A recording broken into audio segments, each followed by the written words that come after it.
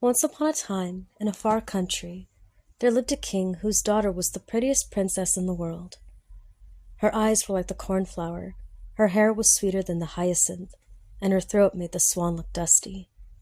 From the time she was a year old, the princess had been showered with presents. Her nursery looked like a cartier's window. Her toys were all made of gold, or platinum, or diamonds, or emeralds. She was not permitted to have wooden blocks, or china dolls, or rubber dogs, or linen books, because such materials were considered cheap for the daughter of a king. When she was 7, she was allowed to attend the wedding of her brother and throw real pearls at the bride instead of rice. Only the nightingale with his lyre of gold was permitted to sing for the princess. The common blackbird, with his boxwood flute, was kept out of the palace grounds. She walked in a silver and satin slippers to a sapphire and topaz bathroom, and slept in an ivory bed inlaid with rubies. On the day of the princess's 18th birthday, the king sent the royal ambassador to the courts of 5 neighboring kingdoms to announce that he would give his daughter's hand in marriage to the prince who brought her the gift that she liked the most.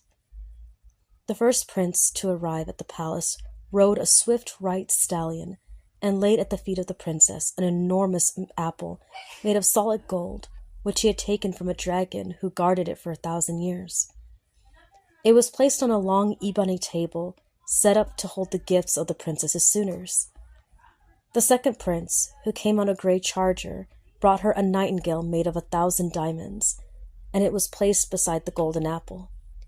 The third prince, riding on a black horse, carried a great jewelry box made of platinum and sapphires, and it was placed next to the diamond nightingale.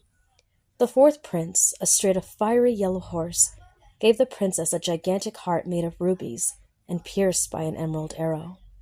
It was placed next to the platinum and sapphire box. Now the fifth prince was the strongest and handsomest of all the 5 suitors, but he was the son of a poor king, whose realm had been overrun by mice and locusts, and wizards and mining engineers, so that there was nothing much of value left in it. He came plodding up to the palace of the princess on a plough horse, and he brought her a tin box filled with mica and feldspar and hornblende, types of ordinary rocks, which he had picked up on the way. The other princes roared with disdainful laughter when they saw the tawdry gift that the fifth prince had brought to the princess, but she examined it with great interest and squealed with delight.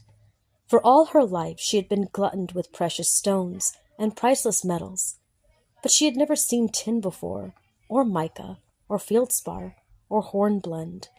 The tin box was placed next to the ruby heart pierced with an emerald arrow.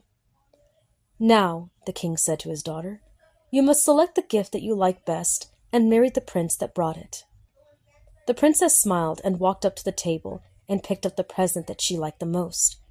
It was the platinum and sapphire jewelry box, the gift of the third prince.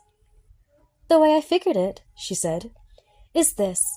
It is a very large and expensive box, and when I am married, I will meet many admirers who will give me precious gems, with which I will fill it to the top. Therefore, it is the most valuable of all the gifts my suitors have brought to me, and I like it the best." The princess married the third prince that very day in the midst of a great merriment and high revelry. More than 100,000 pearls were thrown at her, and she loved it.